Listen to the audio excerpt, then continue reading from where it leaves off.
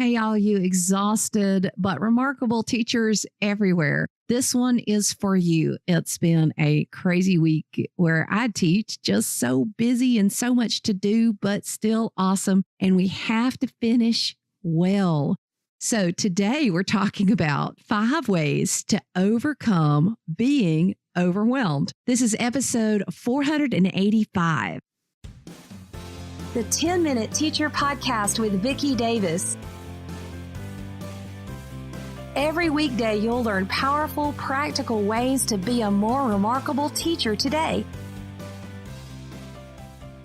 So today we're interviewing my friend Jon Harper. He has his own podcast episode called My Bad and a book called My Bad, 24 Educators Who Messed Up, Fessed Up, and Grew. But today, Jon, we're going to talk about 5 ways to deal with overwhelm. And that is a perfect topic for April, May, because it is so overwhelming. Where do we start? Gosh, absolutely. As an assistant principal, I see it every day. I see teachers working so hard and I see them become overwhelmed, and it's tough. I think to jump right in, the first thing I think we don't do enough as educators, I don't think teachers do enough of, is we don't lean on others enough. I think so often we feel like we have to do everything by ourselves, and that if we reach out to other people for help or advice, that they're not going to want to do that. And I think that's the wrong way to look at it, because if we think about it, we're always there for other people and people are going to be there for us. But for some reason, we're hesitant to ask people for help because we think, well, we don't want to burden them. But really, people want to be asked for help. They want to be there for us, and they're more than willing. Every time you ask, there's always somebody in a school that's there to help you. Yes, to be helped, sometimes we have to let ourselves be helped. For example, I went with our junior senior trip and we went to this trampoline park. And so I decided to jump into this foam pit with all this mess. And I realized I was not going to get out, and it was embarrassing. But I had to reach my hands up and take the hands of people, or else I would still be in the pit.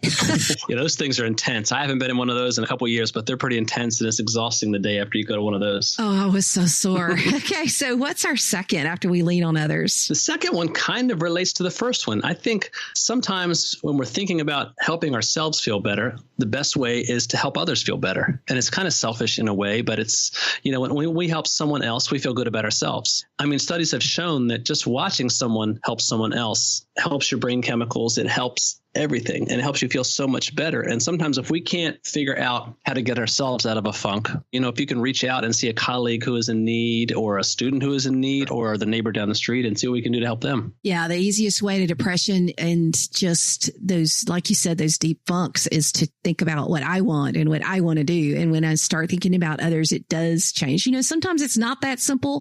But a lot of times it just is as simple as thinking about others. That's so true. Okay, what's our third? The third is, I think it's easy when we're in education to get so caught up in education, it becomes our life. We go to school and then we come home and, people are listening to this, listen to podcasts. You might be on Twitter, Facebook, or whatever. But I think it's important to have passions outside of education, whether that be exercise, church, art, singing, meditating, yoga, anything. But I think sometimes we can become so consumed that we go 100% with education, and then we're burnt, and then we turn on the TV and that's it. And there's nothing wrong with watching TV. I don't mean that, but I think it's important to have other things that we're passionate about outside of education. What's yours, Jon? Mine is spending time with my son right now playing basketball. He's 8 years old, just got a brand new rim, one of those kind you can put in your driveway. And, as soon as I'm done here, he's begging me to play, and I'm just going to get out there and we're going to shoot some hoops. It's going to be a lot of fun. Oh, that's awesome. And you're making memories, and,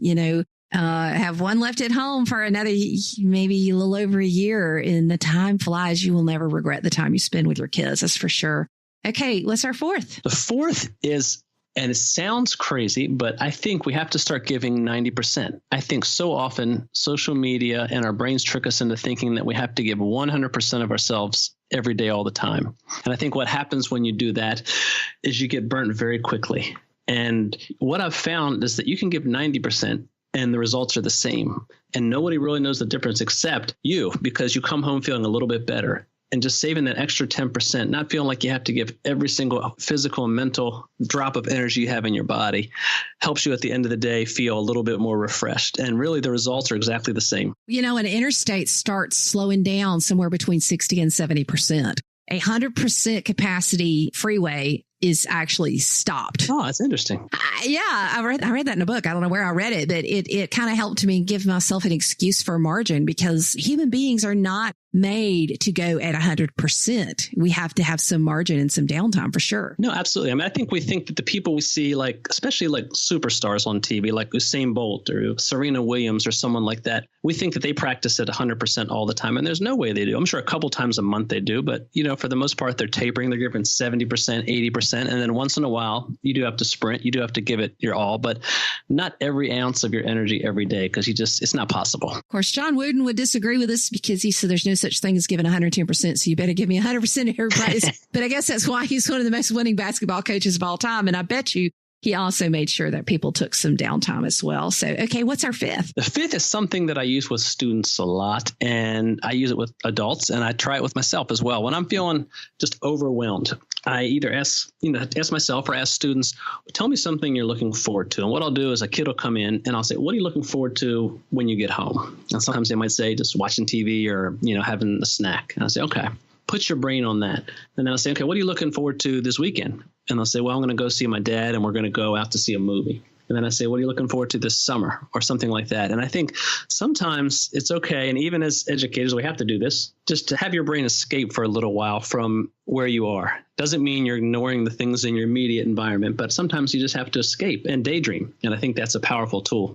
There's a planner that the guy who wrote Blue Like Jazz and A Million Miles in 1,000 Years. I can't remember. Donald Miller, I think, right? Donald Miller, yeah. He's great. So I went through his storyline planner system some time ago, but one of the things that he has you do is, I look forward to doing blank today, and you list 3 things that you're looking forward to.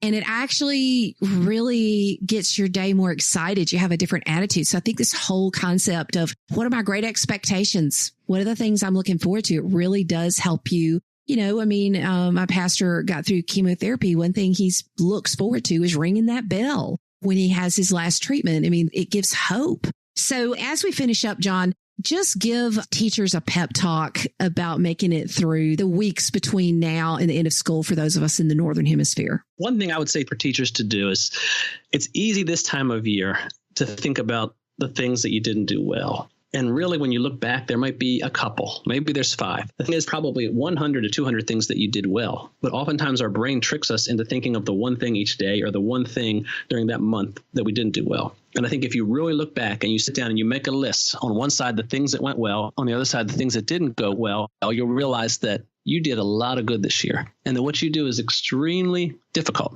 And you're going to make mistakes. Having things that you didn't do well or making mistakes, that's part of life. But you accomplished a lot. Think about where your kids were when they came in August or September, and think about where they are now. And if you're honest about it, which I know you will be, you'll see that you made a lot of growth and a lot of difference. I love that. It reminds me, over spring break, we went rafting. And one of our guides, and it was these individual little duckies, so you really had to row your own boat. And when there was something that we literally did not want us to get near, they would say, okay, so-and-so is going to be over there, but don't even look at him.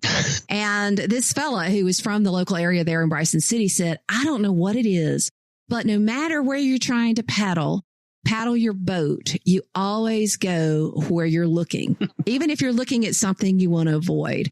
So I think our focus, whether it's on positive or negative, not only determines where we've been, it also determines where we're heading in the future. No, that's a great point. We find whatever it is we're looking for. If we want to find a kid misbehaving, we can find them. If we want to find a kid, doing awesome, we can find them too. And it's the same thing with ourselves. If we look back on our year, it's easy to think of things we didn't do well, but this is the time to think about things that went well and to celebrate and just to, enjoy the last couple months with your students. So Jon Harper, his podcast is My Bad, and he's got a book called My Bad. Thank you, John. Thanks so much, Vicki. This was a lot of fun.